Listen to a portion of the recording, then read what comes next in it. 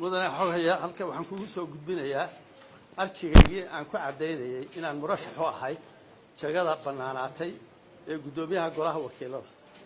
halkaa waxaa ku weheliya arjigii CV-gii oo kooban iyo warqadii dambi la'aanta ayaa halkaa kooban. taas waa taa baada saxaafadda aad iyo aad baan idiin salaamayaa. waxaan u malanayaa idinkoo isagoo sida tan u badan waa maalintii isugu keen horreysay in dhaweyto aynu kulanno. anigoo sideedaba oday baan ahay oo orodka badan iyo fudaydka iyo xaggaa waa laygaga wanaagsan yahay. aada uma orordo dee hawl aan waktigeeda la gaadhinna in suuqa la ordaa uma arko in sharaf weynu ku jirto.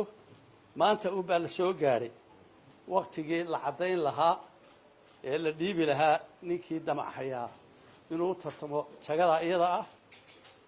dee intaasi baan kusoo koobayaa. aad iyo aadna waad u mahadsantihiin. asalaamu calaykum.